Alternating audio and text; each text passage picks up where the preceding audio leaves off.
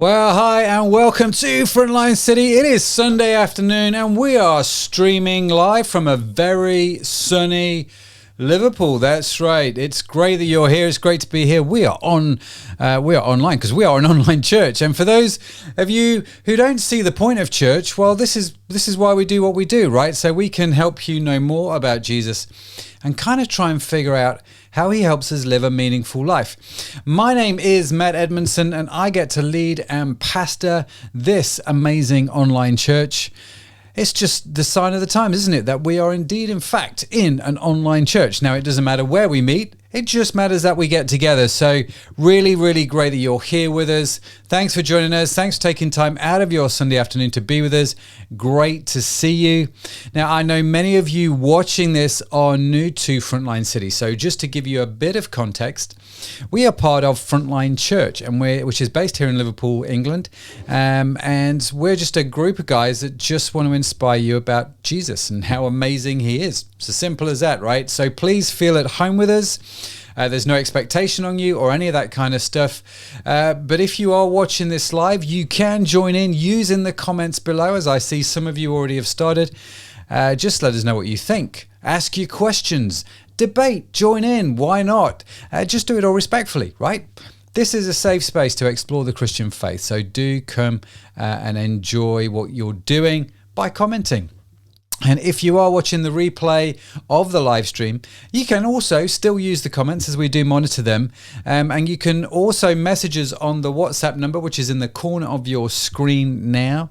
And we especially love it when you're sending your photos and your videos, right? But be warned, there is a very strong chance I might show them on the stream, right? So why not send us a photo of where you are right now and how you are watching the stream, right? Any excuse for a selfie. Just to give you an example of how this works, this is an image, a photograph which Matt sent to me at like 3 or 4 minutes before the live stream started. This is Matt doing the washing up, right? So he sent me this photo saying he's getting ready to do the washing up, ready to watch the live stream. So hopefully that washing up is done now. Hopefully he has a clear kitchen. That's what we want, right? That's what we want. So sending your photographs and join in. So let me press this button here. There we go. So make sure you like, comment, and join in the conversation. And if you're happy to do so, why not share out the live stream too?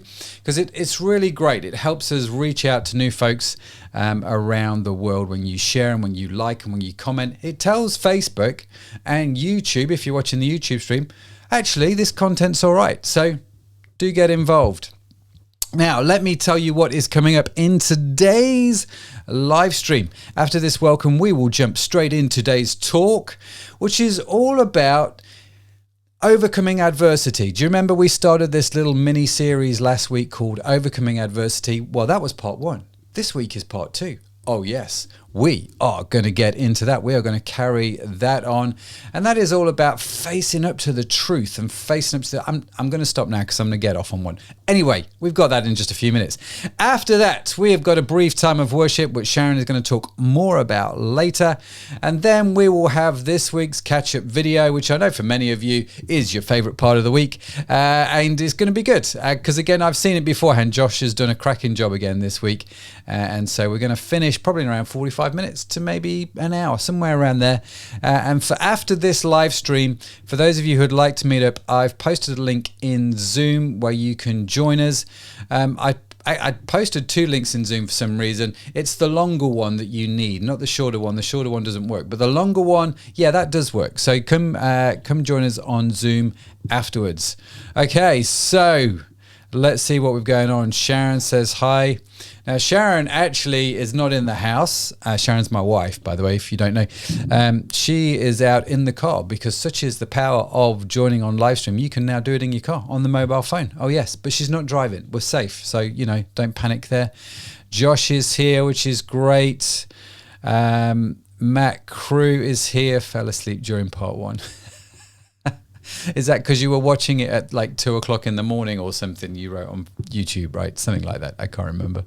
Anyway, it's great that you're all here. Great to see you. Thanks for commenting. And now, without further ado, because, why wait? let's jump straight in, right? Let's jump straight in to the talk. So I'm going to roll the little intro and I'll be back when it's finished.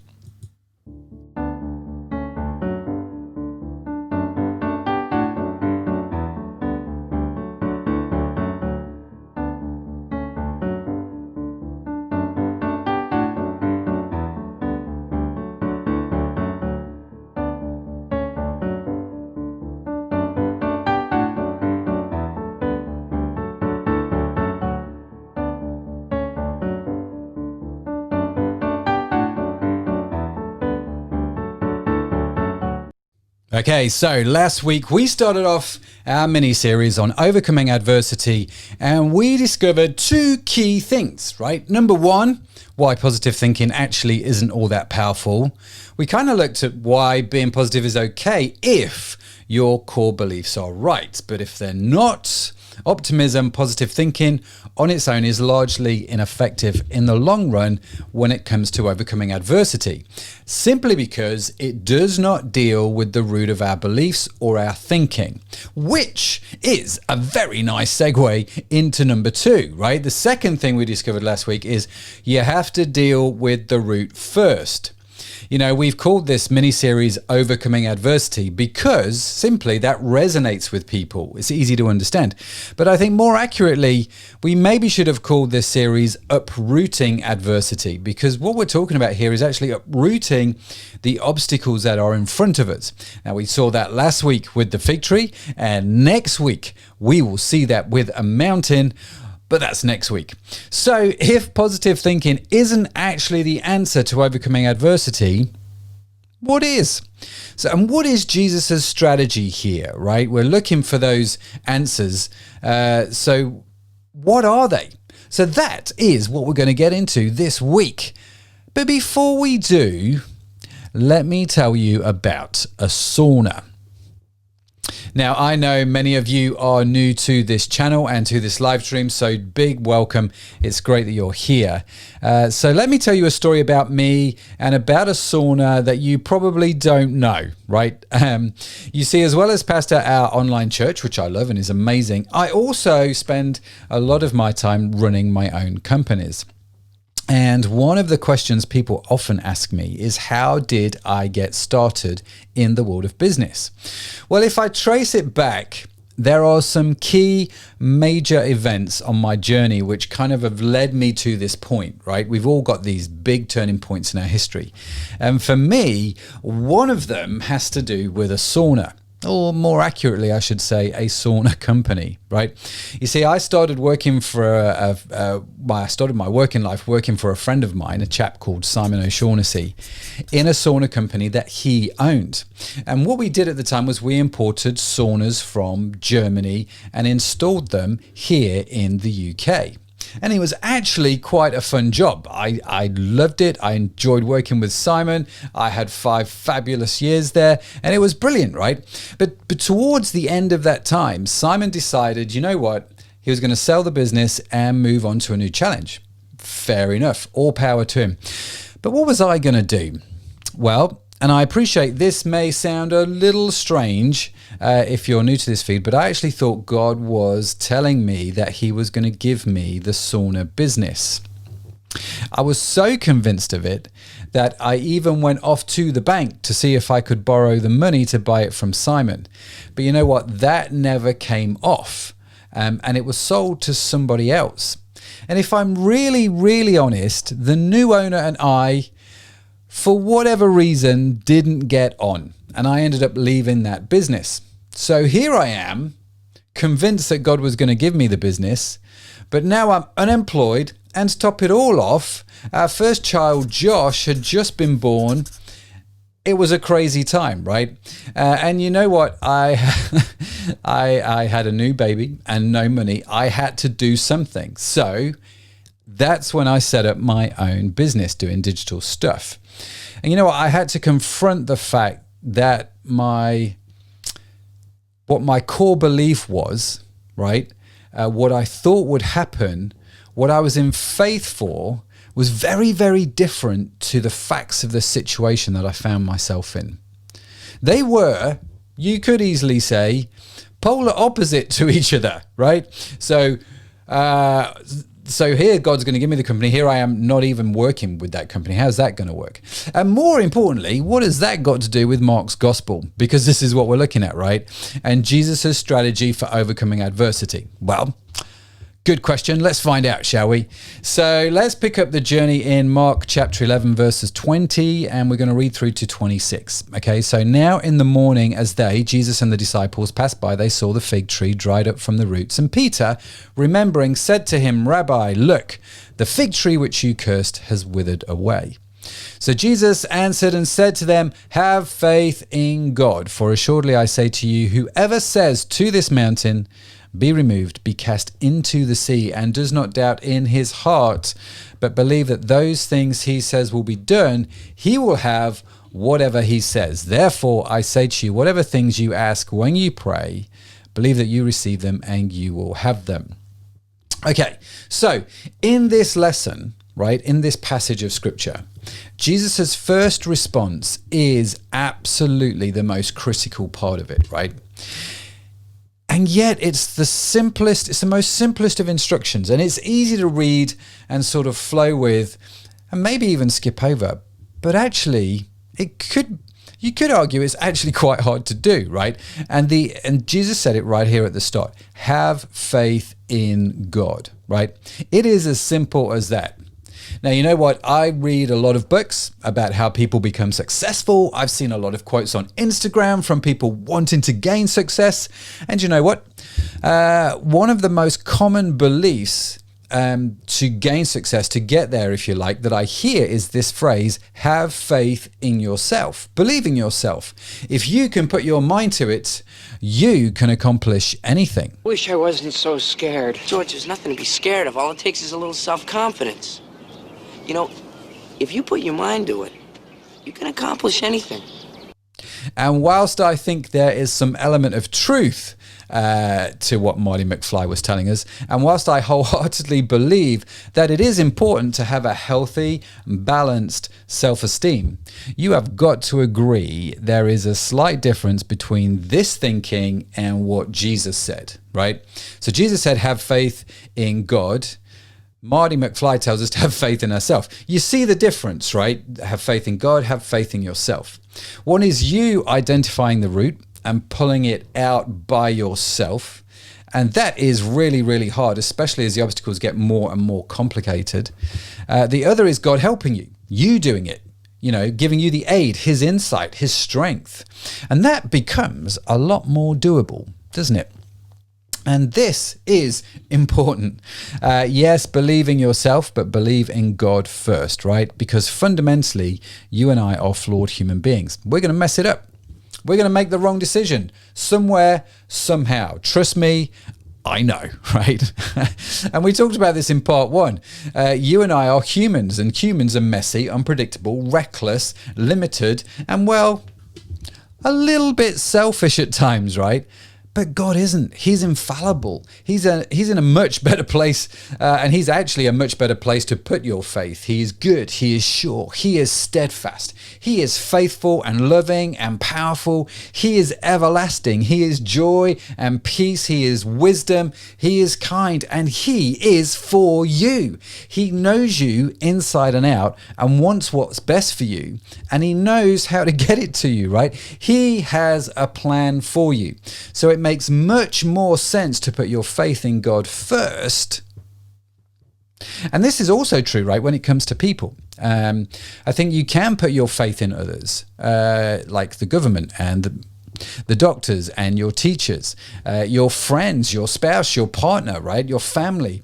But putting your faith in God doesn't mean that you can't put your faith in yourself or other people. It doesn't mean you can't put faith in doctors and medicines and take all of that sort of stuff. That's not what we're talking about. I think that's error. But we have to put our faith in God first. Now, the AA realizes this. How do you break the addiction of alcohol? Well, you simply realize that in yourself, you do not have the power to do it. You've got to realize that in yourself, you are an alcoholic and you need help from a higher source. Now, we may not be alcoholics. We may be we may be facing something a lot less severe, which is why it's easy to put faith in our own abilities and skills, isn't it? It's easy for me to put my faith in my entrepreneurial and business skills. But fundamentally, we're flawed human beings. And it's the reason that Christ died for us. It deals with all of our mistakes and frees us to live this God-inspired life, to live our fullest life, to live a meaningful life. And it's an amazing story of his faithfulness. So this is step one, right? Put your faith in God. Put it in the right place. Believe him. But how much faith do we actually need? Do we need big faith, little faith? How much is enough faith? Well, Jesus tells us the answer to that question too, which is great. In Matthew 17, verse 20, Jesus said, "Truly I tell you, if you have faith as small as a mustard seed, you can say to this mountain." Okay, that's all. That's all we need, is a mustard seed's worth of faith. Because ultimately, this is not about you. It's not about how much faith you can muster. It's not about what you bring to the table. Fundamentally, this is not dependent on the size of your faith, but just faith, right? And it's dependent on the grace and love of Almighty God. You just have to believe with simple, small mustard seed type faith. And that is where it starts. Now, sure, your faith will grow over time, but this is where it starts. You just need that tiny bit of faith in God, right? But what if we don't have faith? Well, again, the Bible helps us here too. Hebrews 11 verse 1 says that faith is a substance of things hoped for. In other words, we simply start with hope. We hope that the future can and will be different. We hope that we will come through COVID-19 stronger. Hope that we can still have and enjoy life despite the cancer diagnosis. Hope that tomorrow or next week or next month will somehow, despite it all, be better, and the rainbow will shine and God will lead us into the next chapter of our life. You see, hope is where we start, and that hope becomes the mustard seed of faith that we need. Oh, I love this. You might tell I love this because it takes the pressure off, right? I have faith in God, but I only need the smallest amounts to get started. And then God's grace and power helps me with the rest. That's a beautiful thing right there, right? Okay, before we go off, let's figure out what's next. So step one, have faith in God. So what else did Jesus tell us to do? Well, in Mark chapter 11, again, it says, Jesus answered and said, "Have faith in God, for assuredly I say to you, whoever says to this mountain." Okay, now, let's talk about this for a second. Because in the explanation that Jesus gives, he doesn't tell us to speak to a fig tree, he tells us to talk to a mountain. Now, why a mountain? I think it's because it is the biggest thing on earth that we can see. It is so big that we as humans, well, we're not going to have any impact on it, are we? We can't destroy it, right? We just can't do that because, well, it's too big. It's colossal. And you know what? If I see like a small mound of dirt in my garden, I know I can move that, right? Give me a shovel, give me an hour of time, it's going to be moved. And that's easy, right? And as messed up as I am, I can believe in my own ability to move that thing, right? But this is a mountain. This is something colossal. It is gigantic. And I have no way of moving this. Not even with dynamite, right? This is an act of God to move this thing. And this is important because when we have faith in God, the mountain to him is like the small mound of dirt in my garden to me. What is gigantic to me is microscopic to God. And what Jesus is saying here is when you have faith in God and not just in yourself, the scope to overcome adversity, to uproot adversity is mountainous. I mean, that's full on right there, right? And so Jesus says in Matthew 19, verse 26, you know what? With men, it is impossible. But with God, all things are possible. So with God, the impossible becomes eminently possible. And that is awesome. Oh, yes. We believe in a God that is not passive, that does not change lives, and that does help us move mountains, overcome adversities, and have life in all its abundance. And I love it. Now, before we go too far back down this road of faith, because this is such amazing stuff, I do want to notice a subtlety here, and this is point number 2. So point number 1, have faith in God. Point number 2 is this: acknowledge the mountain. You see, to speak to the mountain, to cast it into the sea, you first have to acknowledge its presence. And this, if I'm honest, I think is one thing that we are not good at doing, especially as men, right? We ignore the mountain. We pretend that it is not there. We never acknowledge that thing, whilst we kind of live our lives permanently in the shadow of it, right? So we come up with sayings like, believe in yourself, chin up, keep calm and carry on. And we use them as excuses for not actually looking up and acknowledging the mountain and realizing that by ourselves, we've got no chance. And that, I think, is probably one of the key reasons we don't acknowledge it, isn't it? Because by ourselves, we can't do anything about it. And it kind of exposes us, our weaknesses, our humanity. And I think this can be a really hard place to come to. Certainly, I find it. I don't know about you, right? And it can be even harder if you don't have faith in God, because life then becomes hopeless. We talked about hope earlier. And you know what? I see hopelessness on a weekly basis. I see men with a mountain who have become hopeless, and it is an awful place to be. Trust me, it's horrific, right? But, and if you're going through that, please hear me. I see it. I know what it's like. There is hope in God. There is always, always hope.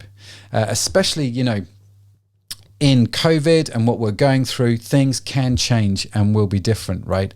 Because if I add faith in God into that equation, it changes everything. And I mean everything.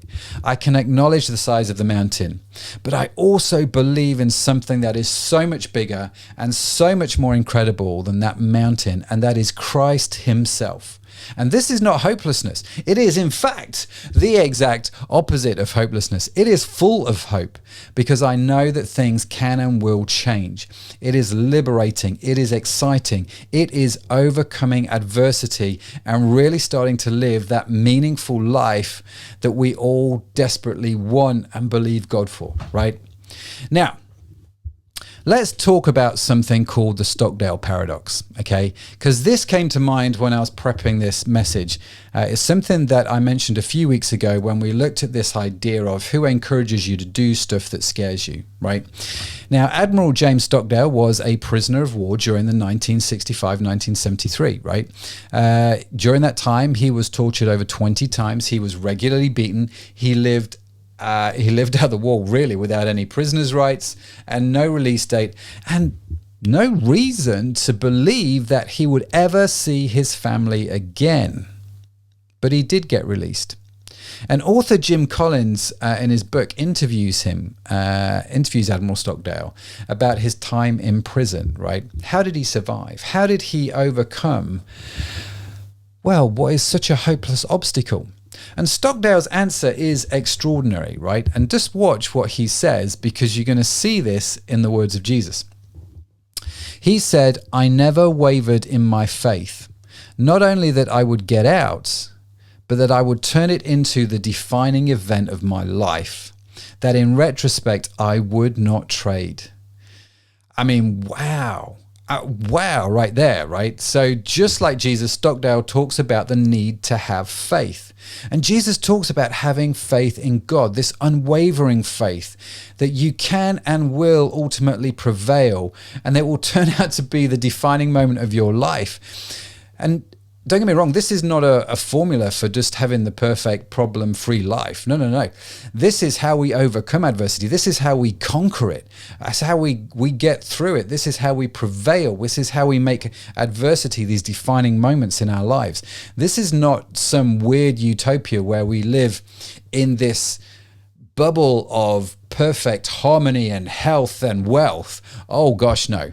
That's not what this is all about. This is about getting into the trenches, facing the mountain, and overcoming it with God's help. That's what this is about.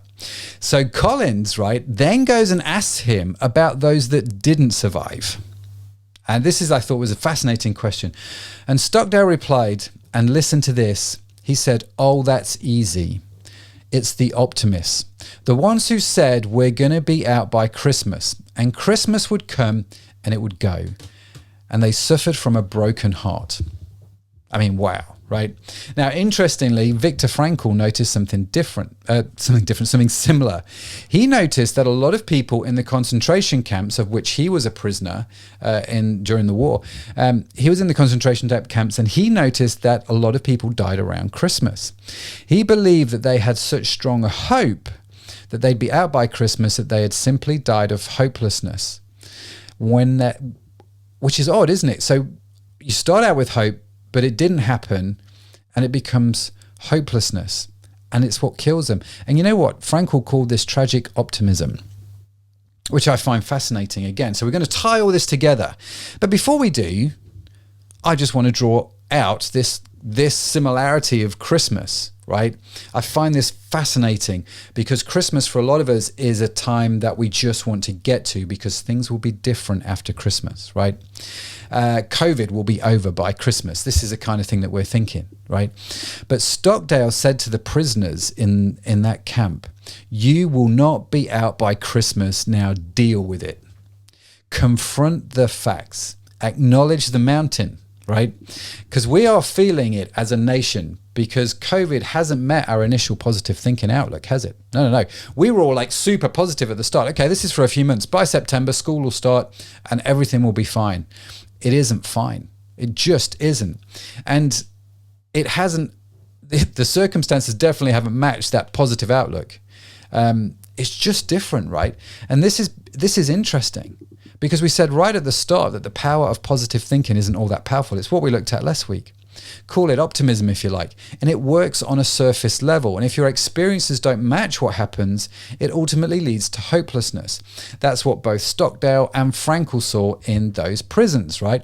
Optimism on its own can lead ultimately to hopelessness. Men dying of broken hearts. And we see that with mental health now with COVID, right? It is massively declining. And our services, our health services are totally stretched as a result. Because it isn't about positive thinking. It's about faith, that deep, unwavering faith, mixed with the ability to acknowledge the mountain, to go, you know what? We're going to deal with this, but we've got to face what's going on in front of us. And after his interview with Stockdale, Collins called this confronting the brutal facts, right? So you need that faith, that strong, unwavering faith that is so much deeper than optimism. It is a belief that is at the core of you. But why faith? Why do we need faith? Well, I think faith is the only thing that's strong enough to confront the brutal facts. When you're optimistic, you tend to ignore the brutal facts, saying, oh, just that'll change. It'll be different, right? So optimism kind of puts them to one side. And do you know what I mean? They just kind of go over there. But faith doesn't do that. Faith doesn't get derailed by the facts, and it is strong enough and secure enough to confront them and deal with them head on. You will not be out by Christmas. Deal with it, because that is what faith does, right? And it's all here in this passage with Jesus. Frankl and Stockdale and Collins all stumbled across this truth that I think has been around for thousands of years. If you want to move the mountain, you have got to move past optimism. You have to develop faith in God, and you have to confront that mountain. So, I hope you're getting this, right? So what has all this got to do with my sauna story? Just bringing it all back together. Well, I am glad you asked, right?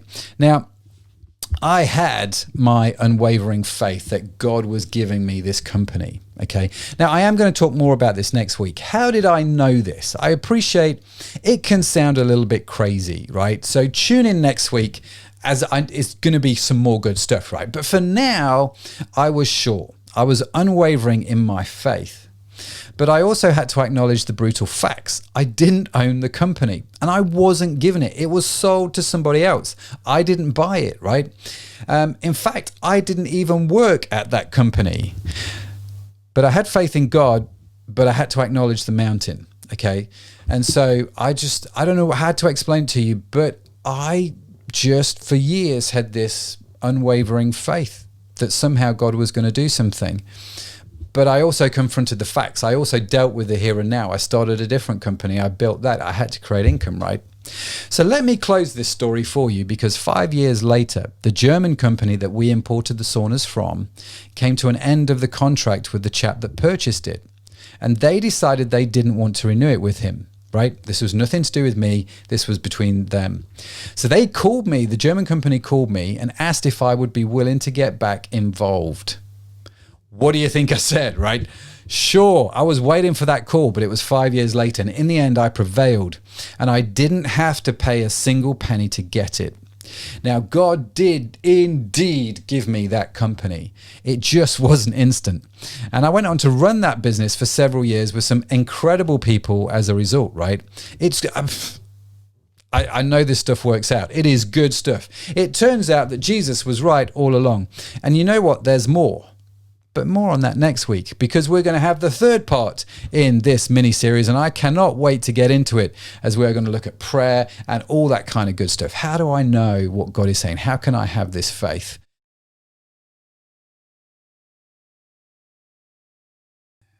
Well, there you go.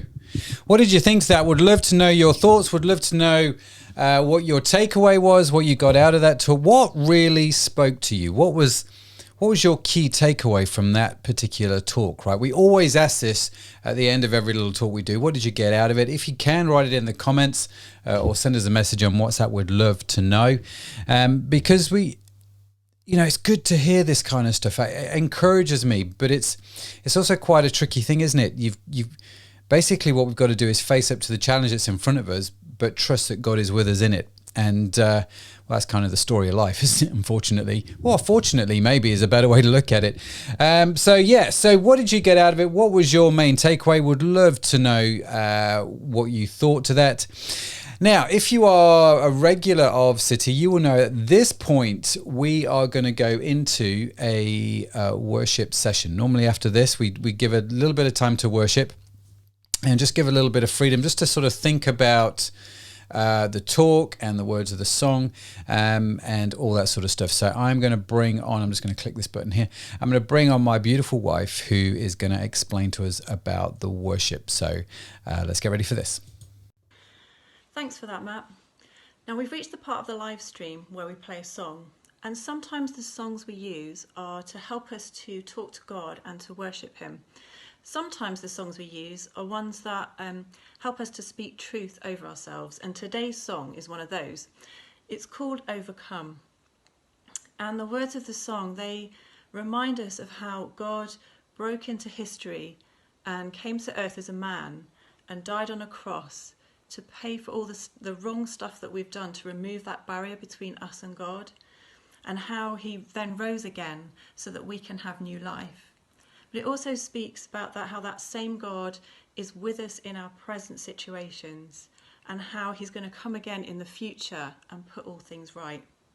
So if you're a Christ follower, you can take this opportunity to sing along with the song, or you can just sit quietly and think about the words. If you're not a Christ follower, but you really want to know, God, are you there? And if so, who are you? Then use this opportunity just to say to Him, look, God, if you are there, show me, and show me if you're the person that Matt's been speaking about and who this song is speaking about. So let's listen to this song now.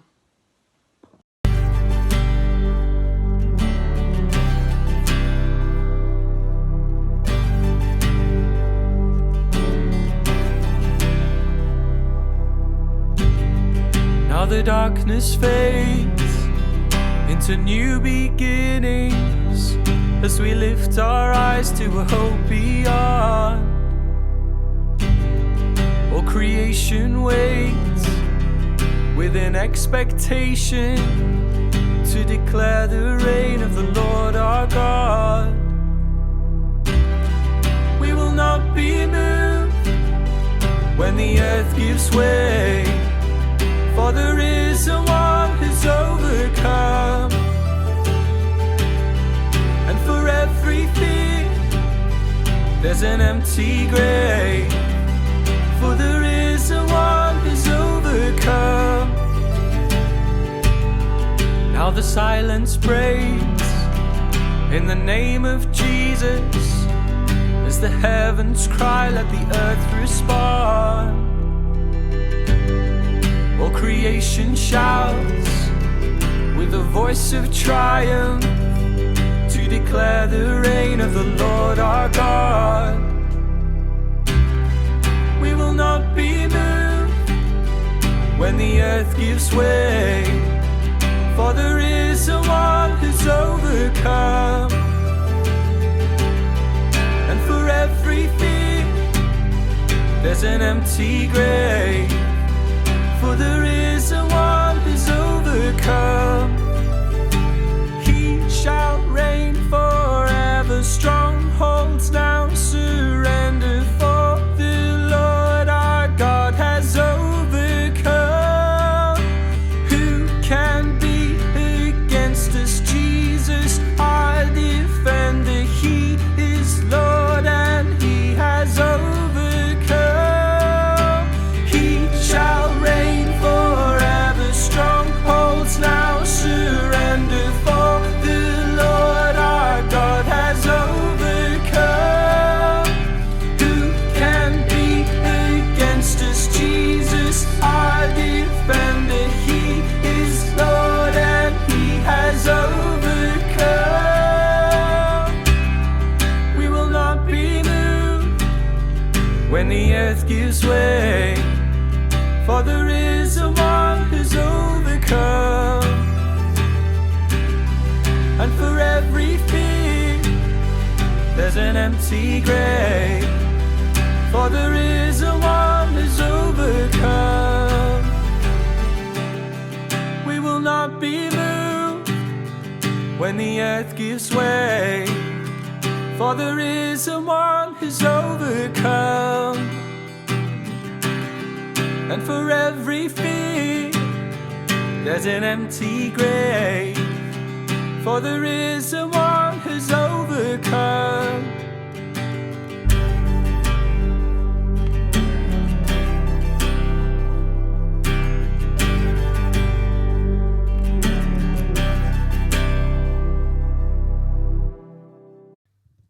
What a fab track that is. And, John Farrington did that track for us this week. It's a track to go with this Overcoming Adversity series, because you know what? It's such a powerful truth, isn't it? For every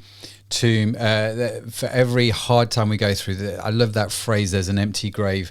And it's just, wow, it's just fantastic, isn't it? And it's just the understanding that actually, you know what, whatever life throws at us, whatever's in front of us, we know we can face it with him, because he had to face and endure the most extraordinary of events and the most extraordinary of times. And because of that, we know he can sympathize with us and empathize with us, and we know he's got the power and strength to help us.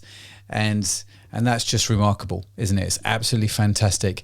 And that is the Empty Tomb. And that is just, it's great. Love this kind of stuff. So next week, we are going to be carrying on this little mini-series. We are going to be talking about we're going to have part 3, as I mentioned. And we're going to just rack on with this whole type of thing, because there's so much in this little passage here that can really, I believe, can really, really help us and just transform everything. I saw it myself with the sauna company, and Matt, I saw in the comments you put, it's going to take you a long time to get that image out of your head. Apologies for that. But I've seen it myself many, many times, and I know this stuff works. It's just how good God is. So what's Matt put here? Main takeaway: learn to sit where, let me add this to the broadcast. Learn to sit where God needs you to sit, so that you can slay that mountain, such as rubbish data signal trees. Yeah, absolutely, Matt. Go learn to sit in a different place, because then maybe you get the message. There's a sermon in that, all about, do you remember the old radios that used to have the antennas and you had to have them in a certain location, or the TVs? I don't know if you ever did the TV thing with the coat hanger in the back, or whether that's just me and, people of a certain age.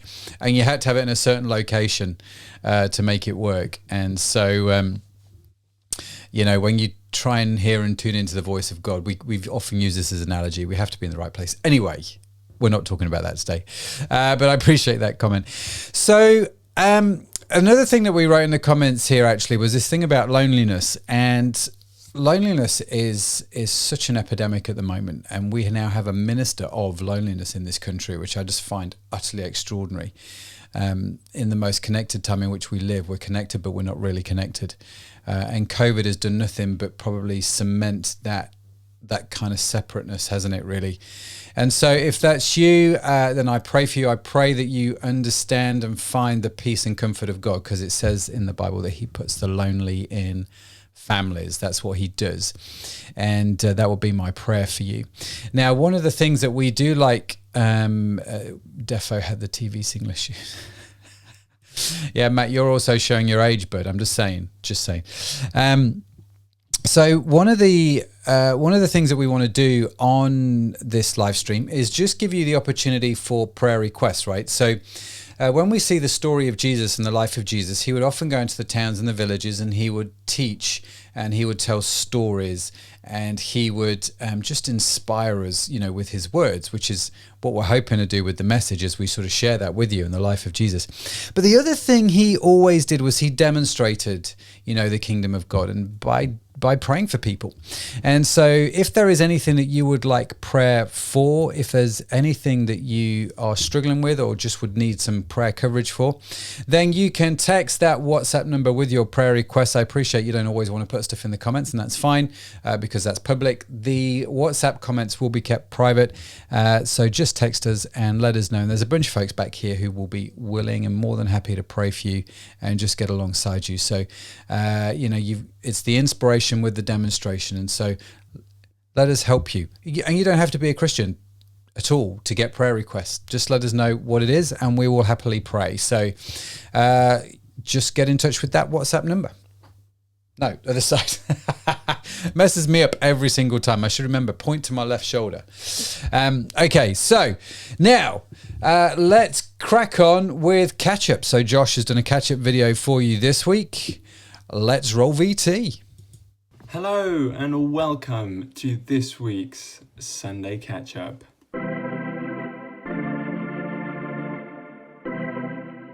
For those of you who don't know me, allow me to introduce myself. My name is Josh Edmondson. I am a core member of the team here at Frontline City, and I am also a second year, technically, student at the University of St Andrews studying theoretical physics. For those of you who've never watched this part of the stream before, or who've just never watched the stream before in general really, Catch Up is the part of the video where we get to see what other members of the community have been up to during the week, and we do this just so we can get a feel of what everyone else has been getting up to. Now, in typical fashion, I will kick it off with what I've been getting up to this week. What interesting thing happened this week? Bear with me one moment. You see, I've started actually writing down what I do in the week now because I just kept finding that they were merging into one and I couldn't remember what I was doing. Oh yeah, okay, so this week, me and my flatmates watched a movie together. It was our first film night, which was really, really good fun. And the movie choice was interesting. I'd never seen this before, and I know it's a bit of a classic for a lot of people. And the movie was Mamma Mia. It was different. It was different. You know what? I love Colin Firth, really do, but singing is not really his strong suit. Anyway, that's enough from me. Let's get to the other catch-up videos, and I must say we have got a good lineup this week. On to the videos. Sign is well on the way. So this is Zoe in her happy place.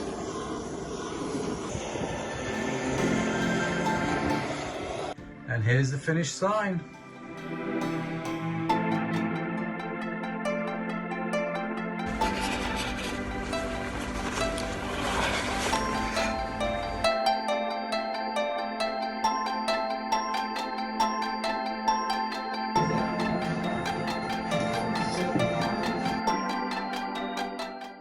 I'm about to make a cushion cover for this from this, so let's see how it goes.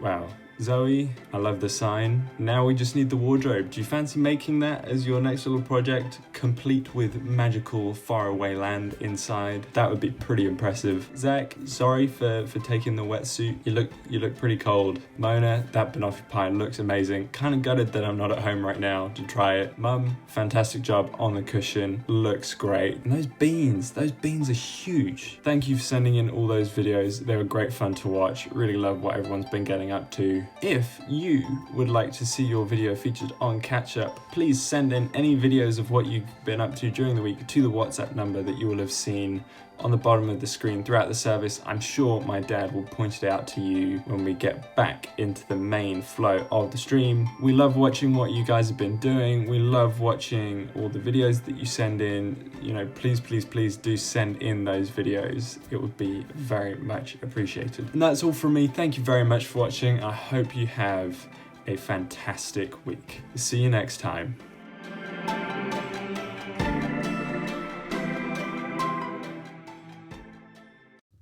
Well, great, eh? What did you think to that catch-up? Always love watching the catch-up and seeing what folks are doing. And let me tell you, the banoffee pie, I tasted it, was just extraordinary. And Zoe did a fab job on that sign. We had a good crack doing that yesterday. And that is getting ready for Halloween. Yes, it is. And you'll probably see more videos coming up as we start getting a bit crafty around the Christmas season in our household. Oh, yes, we do. So, as Josh said, if you have a video that you want to send, you see that? I got it. Point towards your left shoulder. Send it towards this number here, the WhatsApp number. Send in that video and we will put that, as long as it's decent and in order, obviously, we will put that in the catch-up videos. It's like Josh said, it's always great to see what people are doing, so do send that along. Fab. So what's Mona put here? The pie was great. Wish you were here for it, Josh. No, let me write. Oh, bless. Wish you were here for it, Josh. It's a shame you won't get any, son. Just saying. I'll have your bit, but do get a haircut though. Anyway, I believe Matt has actually tagged you with a post with his, if you've not seen the comments, you'll have no idea what I'm talking about. Matt has decided to set up a new business, basically reminding people to get haircuts. It's just the way it's going to be from now on. So I think that is pretty much it from the Frontline City Livestream studio. Thanks for joining in this week with us as usual. It has been fab to see you. Great that you're here. The other good news is Zach is now warm. If you saw that video where he was absolutely shivering, he decided yesterday he wanted to learn to do cold water swimming. Don't think he'll be doing that again in a rush. Anyway, he's back to normal now. What's Matt put here? It's a miracle that I pointed in the right place. I know, left shoulder, right? Just think to myself, left shoulder, because if I look at the screen, it's my right shoulder and it messes my head up every single time. Anyway, I think we've figured the pointing thing out enough. At least I'm hoping that's what we've done. So wherever you are, whatever you're doing this week, have a fantastic week. And I pray the grace of God will be with you and that you would know him in everything that you're doing. As I said, if you have any prayer requests, send them to this number here and we will happily pray for you during the week. Just get in touch with us. It'd be great to connect with you. Always great to meet with new people. Thanks for all the emails. They've been lovely. And we will see you again next week, 4 p.m. here, live streaming. Oh, yes, as we carry on our Overcoming Adversity series. You don't want to miss it. No, you don't. Now come. So do come and join us. It'll be great to see you. Thanks for watching. Bye for now.